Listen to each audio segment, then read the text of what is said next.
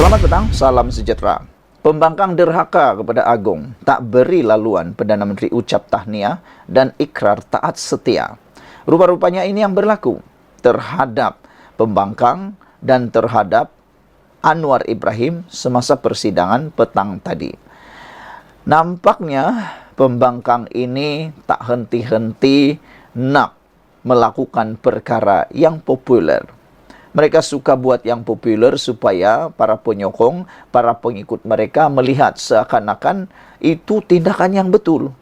Tapi bagi mereka yang faham tentang peraturan, tentang perkara-perkara yang penting, mereka tahu bahawa itu adalah penderhakaan yang sengaja. Ahli Parlimen Pembangkang hari ini bertindak derhaka terhadap Yang di-Pertuan Agong apabila keluar dari Dewan Rakyat selepas Speaker Tan Sri Johari Abdul membenarkan slot diberikan kepada Perdana Menteri untuk mengucapkan terima kasih kepada Seri Paduka. Aksi biadab Blok Perikatan Nasional PN itu sebagai langkah protes selepas Speaker tetap membenarkan slot tersebut untuk Datuk Seri Anwar Ibrahim. Selain daripada itu, untuk pengetahuan semua walaupun di luar sana ataupun penonton channel ini, video ini, anda harus tahu bahawa keputusan daripada Speaker Dewan itu bukan dibuat oleh Speaker Dewan semata-mata, tetapi beliau telah pun membuat undian secara blok. Undian secara blok itu telah pun dimenangi dan majoriti menyokong Anwar Ibrahim meneruskan slot tersebut atau membenarkan usul untuk berucap tahniah dan taat setia kepada Agong. Tetapi itulah kan, selepas Anwar Ibrahim sudah buat begitu, mengikut peraturan mesyuarat, telah pun mendapat kebenaran Speaker Dewan, telah pun mendapat majoriti undian setuju terima usul itu, masih lagi pembangkang tak setuju. Jadi kalau begitu nak tanyalah, pembangkang nak macam mana? Pembangkang nak macam mana? Susulan itu sidang Dewan Rakyat kecoh apabila beberapa wakil rakyat pembangkang membantah dan tidak puas hati.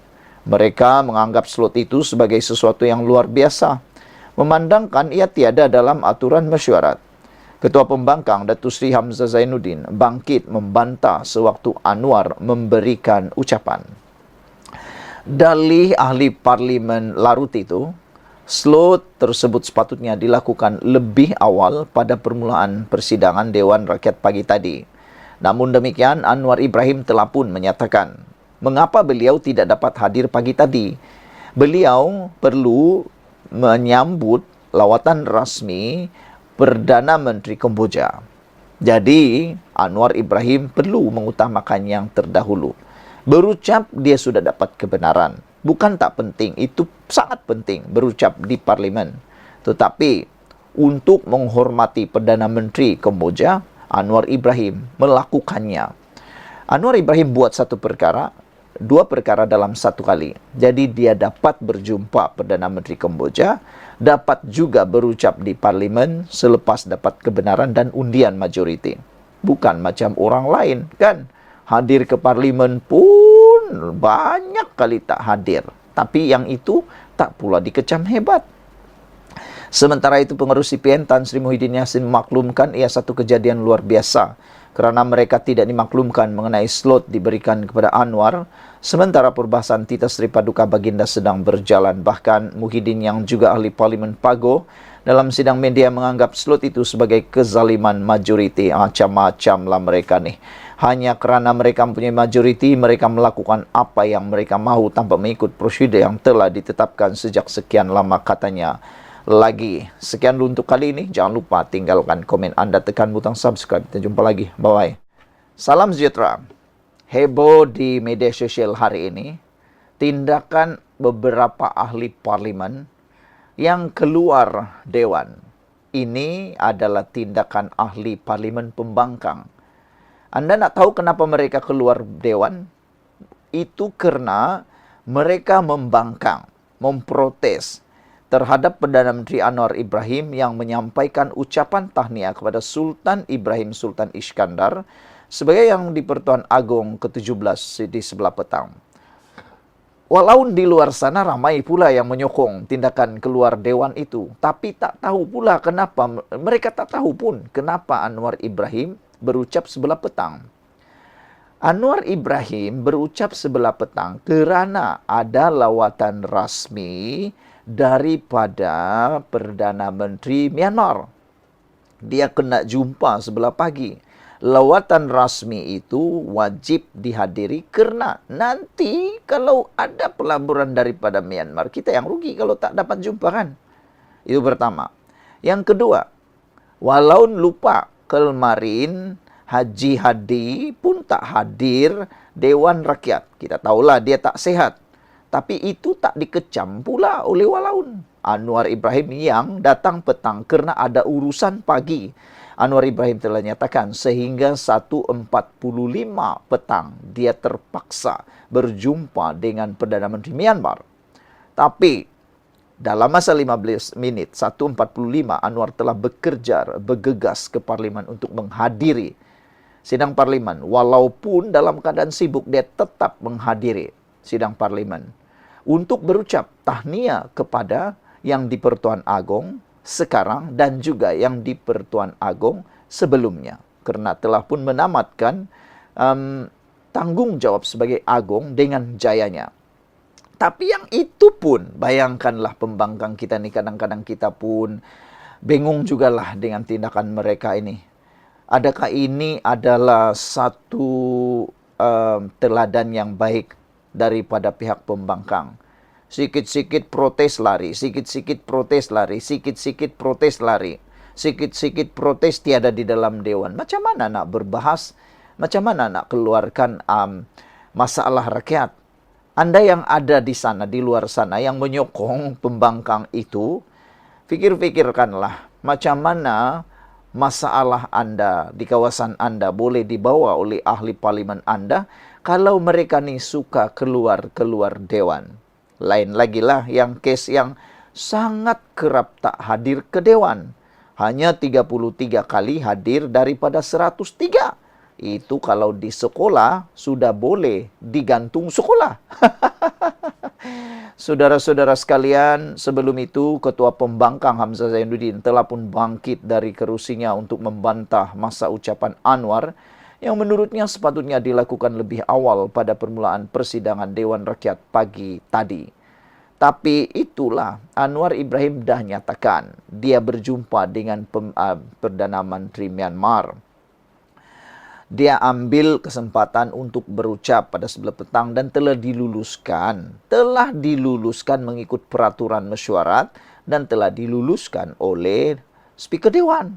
Tapi yang itu pun tak boleh diterima. Tak tahulah, mereka ikut sajalah kehendak mereka kan, macam itulah. Satu perkara lagi, Anwar Ibrahim di dalam ucapannya dia kata itulah kalau penuh dengan dendam kesumat dan mungkin cemburu dengan kerajaan, kata Anwar Ibrahim. Menurut Hamzah Zainuddin, tidak pernah berlaku sebelum ini seorang Perdana Menteri menyampaikan ucapan sebegitu apabila perbahasan Tita Baginda sudah dimulakan di dalam Dewan. Kalau nak kata merafak sembah tahniah dan terima kasih kepada Agung, buatlah tadi sebelum pencadang nak buat, kata beliau. Tapi Anwar Ibrahim dah tadi bagi tahu bahawa beliau terpaksa melakukan pekerjaan rasmi beliau untuk berjumpa dengan Perdana Menteri Myanmar. Bantahan Hamzah itu dibuat sebagai tindak balas kepada usul yang dicadangkan oleh Menteri di Jabatan Perdana Menteri memohon kebenaran Dewan Rakyat agar Anwar menyampaikan ucapan terima kasih dan tahniah kepada Sultan Ibrahim atas pertabalan baginda.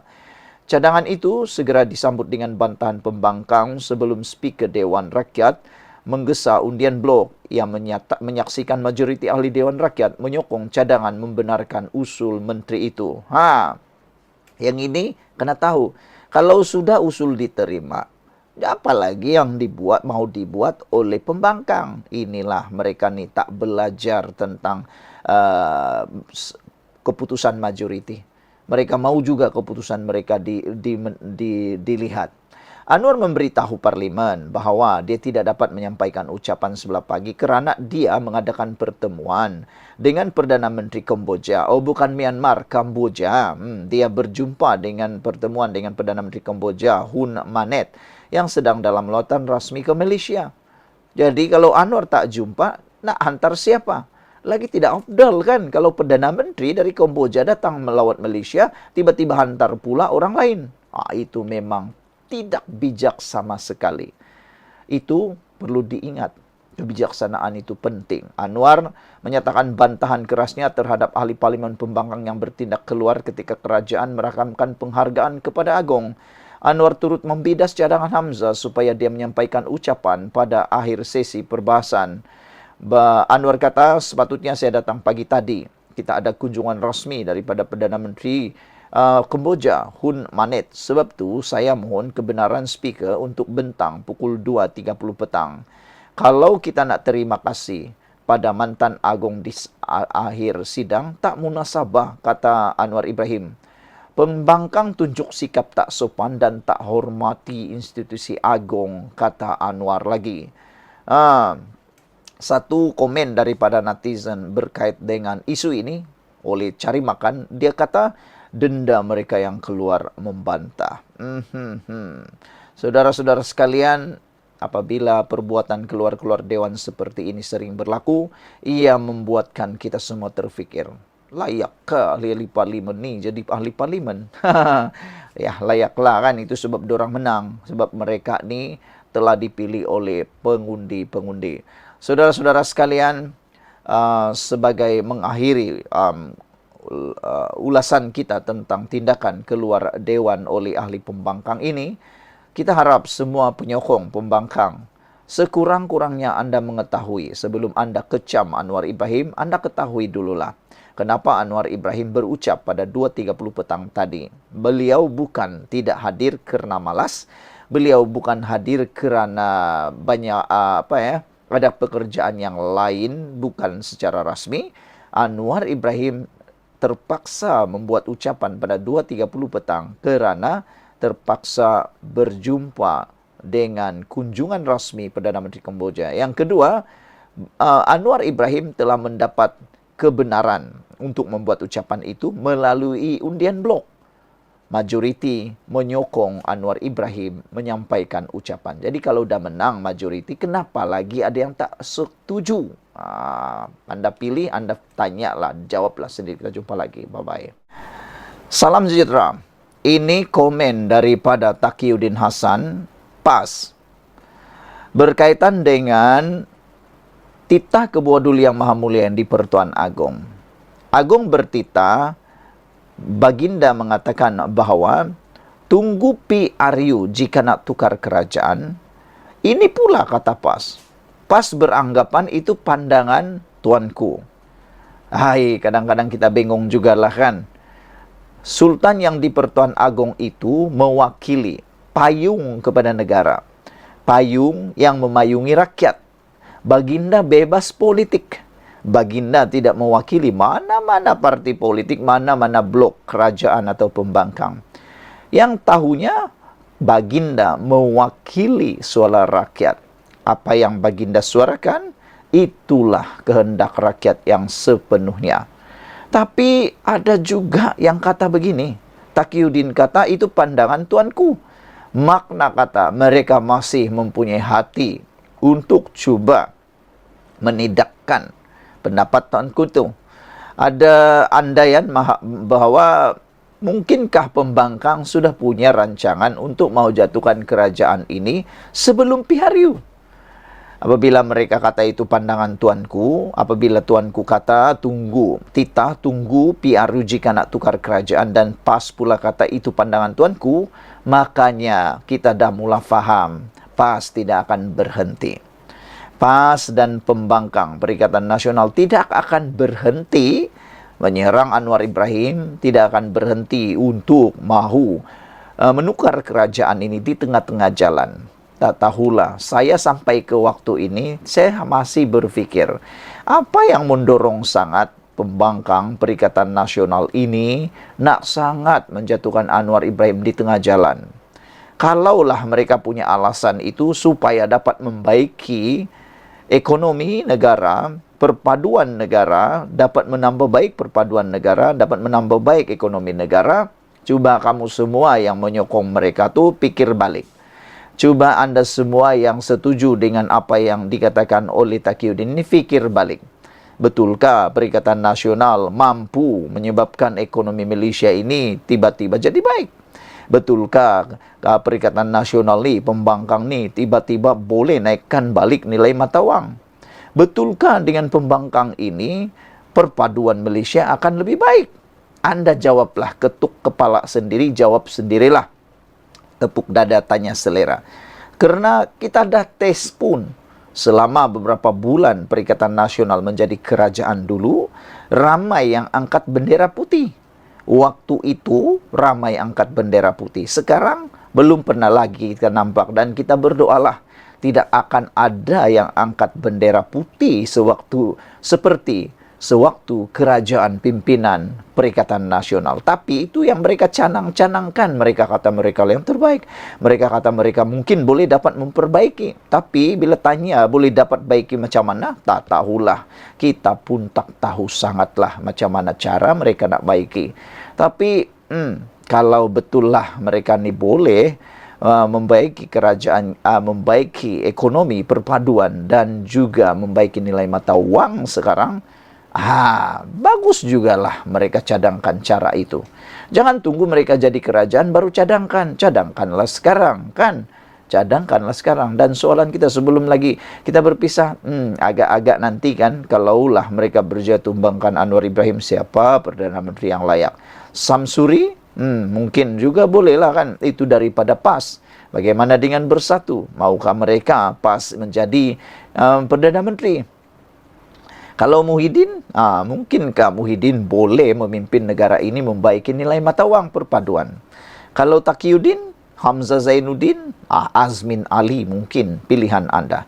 Sekian dulu untuk kali ini. Jangan lupa tinggalkan komen Anda, tekan butang subscribe. Kita jumpa lagi. Bye-bye. Selamat petang, salam sejahtera. Terima kasih karena bersama dengan saya di Nazilin Unity Channel. Ini bukan lucu, tapi ini bikin panas. Mana kan tidak? Baru sahaja Sultan Ibrahim, agung kita yang baru saja mula menjalankan tugas baginda, bertita tentang permainan politik, dan baginda mengingatkan, menegaskan, jangan lagi main politik, jangan ganggu kestabilan kerajaan yang ada sekarang ataupun kestabilan negara sekarang. Tiba-tiba pula lah ini Tuan Ibrahim masih pula bermain politik walau telah ditegur oleh Ketua Duli Yang Maha Mulia yang di-Pertuan Agong. Ini apabila Tuan Ibrahim, Tuan Man menyatakan, insya Allah saya jangka mudah-mudahan tak akan habis penggal ini. Agung dah kata tak nak layan, tidak mahu layan lagi apa-apa permainan politik. Kalau nak jatuhkan kerajaan, tunggu PRU 16. Tapi tak tahulah, kita pun tak faham sangatlah. Kenapa mereka ni sangat mahu tumbangkan kerajaan di tengah jalan? Adakah ini satu budaya yang baik? Pada pendapat saya, ini budaya yang tak baik sama sekali. Nanti jadi ikutan-ikutan, demi ikutan. Katalah nanti kalau Perikatan Nasional pula jadi pembangkang. Baru 3 bulan, 4 bulan, mahu ditumbangkan lagi. Sampai bila ini boleh berlaku? Sampai bila ini akan berterusan? Kita pun muak. Rakyat Malaysia pun sebenarnya muak. Itu sebabnya ramai rakyat Malaysia menyanjung tinggi, berterima kasih kepada Duli Yang Maha Mulia di Pertuan Agong atas penegasan baginda berkaitan dengan permainan politik ini. Tapi itulah, pemimpin-pemimpin pembangkang masih tak serik-serik, tak henti-henti mahu menjatuhkan kerajaan. Ini pula langkah yang terkini. Apabila PAS menganggap perhimpunan aman yang diadakan sebagai manifestasi kepada rasa tidak puas hati penyokong PH kepada kerajaan perpaduan.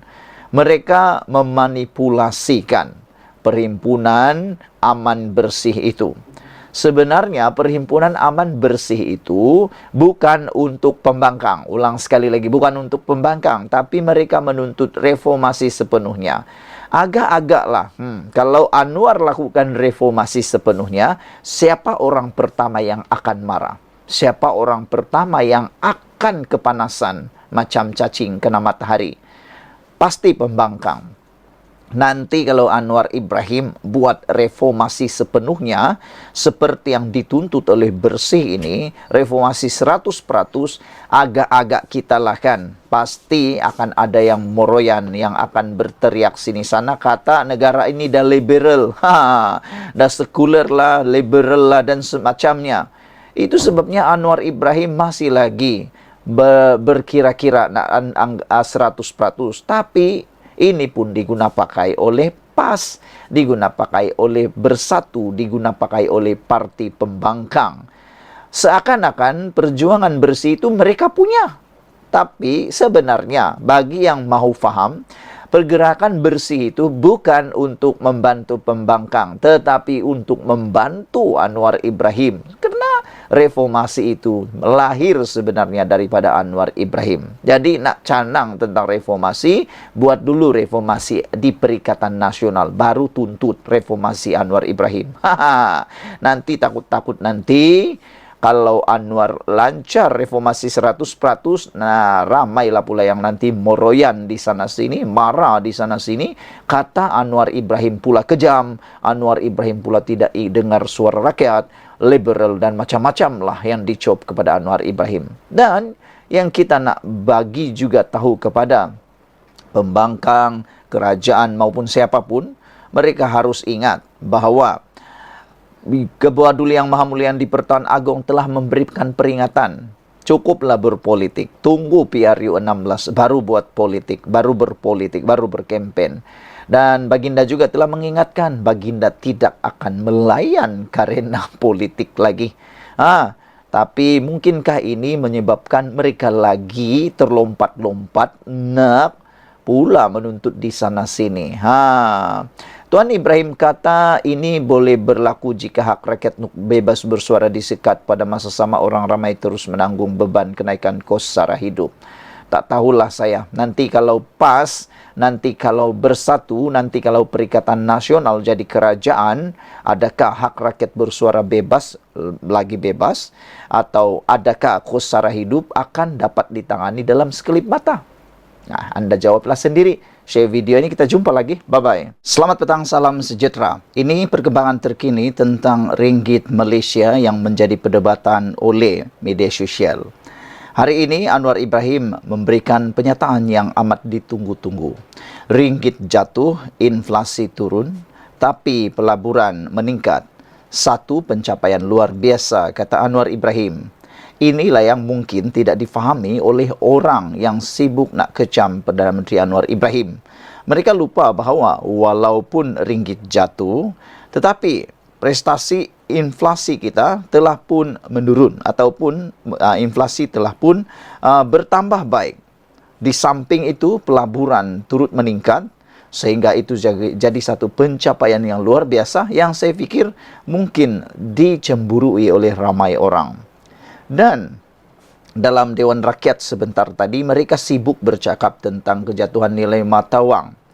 Nak tanya jugalah apa cadangan daripada pembangkang untuk menaikkan ringgit yang jatuh ini.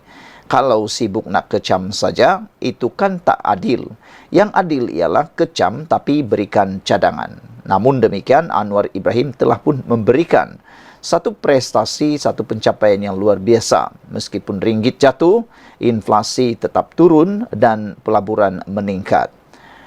Walaupun nilai mata wang ringgit Malaysia jatuh, namun kadar inflasi menurun sehingga 1,5% dan jumlah pelaburan meningkat sehingga 23% kepada 329.5 bilion pada tahun 2023. Jauh melebihi, meningkat ataupun jauh meninggalkan prestasi semasa yang pernah dicapai oleh Kerajaan Perikatan Nasional pimpinan Muhyiddin Yassin.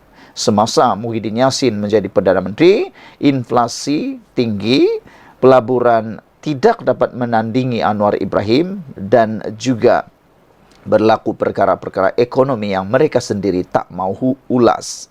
Perdana Menteri Datuk Seri Anwar Ibrahim berkata prestasi keuangan Malaysia itu menunjukkan pencapaian yang luar biasa sejak merdeka.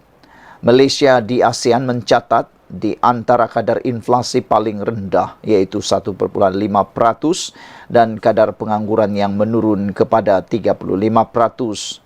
Pelaburan domestik pula dan asing tertinggi dalam sejarah Malaysia sejak merdeka, katanya di sini. Saudara-saudara sekalian, yang ini pembangkang tidak canang pula di sana-sini. Mereka hanya sibuk mencanang tentang kejatuhan nilai mata wang atau rendah. Ini yang mereka tak pernah cakap, yaitu pelaburan domestik dan asing yang tertinggi dalam sejarah Malaysia dan nilai inflasi yang makin menurun, dan apabila pelaburan meningkat, ia juga telah pun mengurangkan kadar pengangguran di Malaysia. Yang ini mungkin tak pernah dicakap oleh para pembangkang. Terdahulu, beliau berucap pada majlis perasmian penutupan program Madani Rakyat di Zon Tengah di Kompleks Sukan Kuala Selangor. Sebelum ini, media melaporkan Malaysia mencatatkan jumlah pelaburan diluluskan sebanyak RM329.5 bilion pada tahun 2023, iaitu 23% lebih tinggi berbanding tahun 2022. Sekaligus menjadikannya tertinggi dalam sejarah Malaysia. Itu pun mungkin mereka tak boleh terima. Memetik Perdana Menteri sebagai berkata, dari jumlah tersebut, pelaburan asing merupakan penyumbang utama sebanyak 57,2% berbanding domestik, iaitu 42%. Sekian dulu untuk kali ini. Jangan lupa share video ini, kongsikan kepada semua orang, khususnya orang yang lupa tentang dua perkara ini, yaitu kejatuhan, penurunan inflasi, dan juga pelaburan yang meningkat dalam sejarah. Inilah yang terbaik. Kita jumpa lagi. Bye-bye.